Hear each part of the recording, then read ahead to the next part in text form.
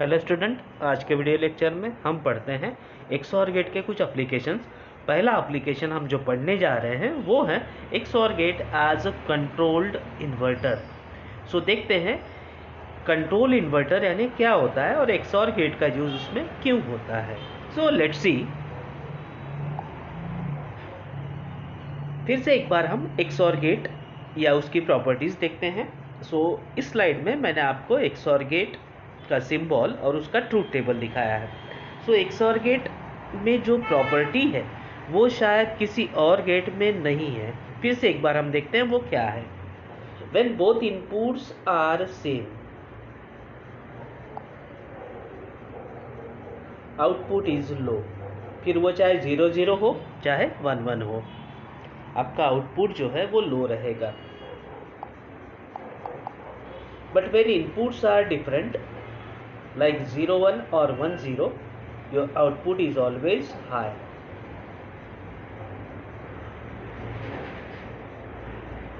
ये जो प्रॉपर्टी है, इसी प्रॉपर्टी को हम यूज करने जा रहे हैं इस एप्लीकेशन में। सो इसमें क्या करेंगे हम, या तो ये वाला इनपुट हम कंट्रोल करेंगे।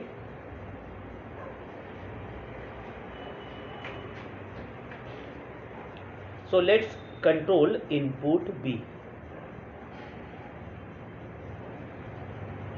कंट्रोल करेंगे मीन्स व्हाट, या तो हम वहाँ से जो वैल्यू भेज सकते हैं वो एक तो 0 होगी या 1 होगी, इसके अलावा हम दूसरा कुछ नहीं कर सकते।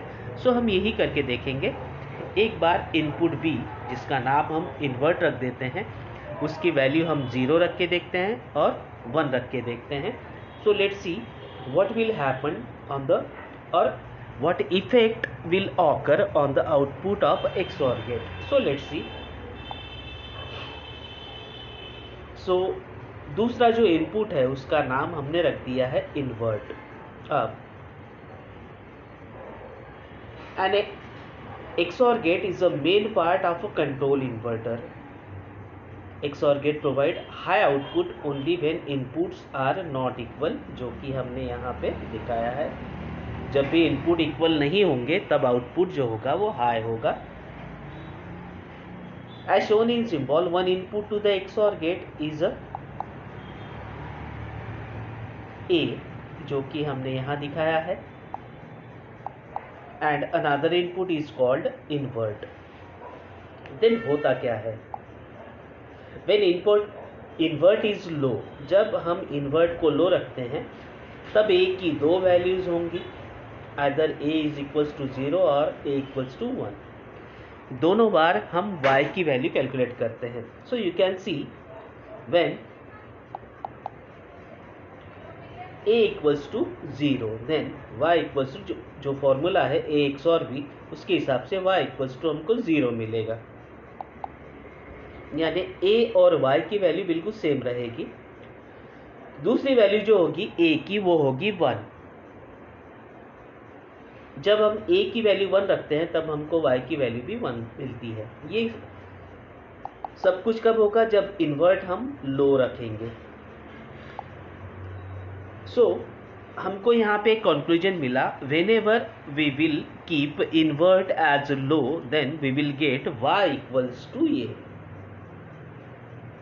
यही चीज व्हेन इन्वर्ट इज हाई, अगर हम इन्वर्ट को हाई रखते हैं देन फिर से A की दो वैल्यूज होंगी 0 और 1। Then when A equals to 0 we will get Y equals to 1, and when A equals to 1 Y equals to 0। यानी कहने का मतलब when invert is high then we will get Y equals to A bar. यही चीज यहाँ पे explain की गई है। When invert is low we will get Y equals to 1, and when invert is high we will get Y equals to complement of A। इससे होगा क्या, इससे एक चीज जो हमको समझ में आ रही है कि अगर हम 4 बीट का कंट्रोल इन्वर्टर बनाते हैं जिसका एक इनपुट इन्वर्ट है जो कि कॉमन होगा, जो हमने यहाँ पे दिखाया है। अब अगर हम डाटा रखते हैं 4 बिट का 1 1 1 1, when invert is low then output में डाटा जो आएगा वो आएगा 1 1 1 1। लेकिन अगर हम इन्वर्ट को हाई रखते हैं, if we will keep invert as high, then data will pass on 0 0 0 0। So student, आपको समझ में आ रहा होगा कि इन्वर्ट इनपुट से हम डाटा को कंट्रोल कर सकते हैं, यानी डाटा आउटपुट की तरफ क्या जाएगा ये हम कंट्रोल कर सकते हैं। किस तरह से कंट्रोल करेंगे? डाटा एज इट इज जाएगा, यानी सीधा सीधा जाएगा या अपोजिट जाएगा, that should be only depend on invert status, whether we will keep invert as low और हाई। सो रिमेंबर, यहाँ से हमको जो कंक्लूजन मिला है वो ये मिला है, वेन एवर इन्वर्ट इज लो आपका डाटा एज इट इज जाएगा, लेकिन इन्वर्ट को अगर हम हाई कर देते हैं यानी कि 1 कर देते हैं, देन डाटा जो है वो अपोजिट जाएगा। और यही चीज़ हमको 1's कॉम्प्लीमेंट या 2's कॉम्प्लीमेंट इस तरह के जो प्रॉब्लम्स होते हैं वो सॉल्व करने में काम आती है। ये सब कुछ मैं हटा देता हूँ ताकि आपको समझ में आए।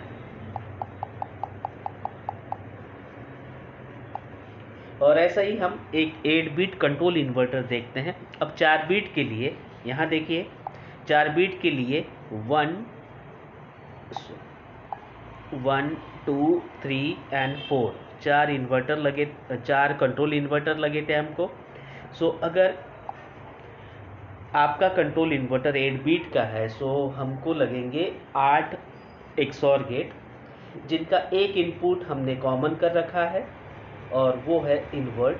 अब invert has a 2 values, either we can keep invert as a low or a high।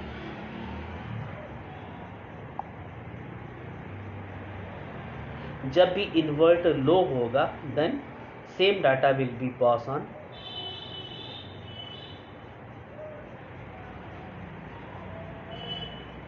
जो भी डाटा A का होगा वो सीधा Y0 to Y7 ट्रांसफ़र होगा, लेकिन अगर हम इन्वर्ट को हाई करते हैं then if your data will be 1 1 1 1 1 1 1 1, then if invert is high your output data will be 0 0 0 0।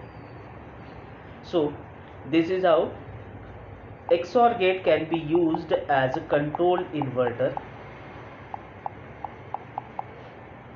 जो कि जैसे मैंने आपको बताया कि जब भी आपको 1's कॉम्प्लीमेंट या 2's कॉम्प्लीमेंट यूज़ करना हो तब आप इसको यूज़ कर सकते हैं। सो by using 8 XOR gate, 8 bit control inverter can be formed when invert is low, it transmit the registered word to the output, यानी जो भी डाटा है वो एज इट इज़ आगे आएगा in a form of output, but when invert is high it transmit the 1's complement of the registered word। So control inverter is also called a program inverter, यानी आप programme कर सकते हैं कि आपको data सीधा चाहिए कि अपोजिट चाहिए, उसके हिसाब से आप इस इन्वर्टर को कंट्रोल कर सकते हैं, इसीलिए हम इसको कंट्रोल इन्वर्टर भी बोलते हैं। So this circuit can be used in solving arithmetic and logic problems। So ये था स्टूडेंट XOR गेट का use as a control inverter, जो कि एग्ज़ाम में हमेशा पूछा जाता है और आपको यही सारी चीज़ें मेंशन करना है। So thank you student, we will meet in next lecture with some other applications of a XOR gate। Thank you।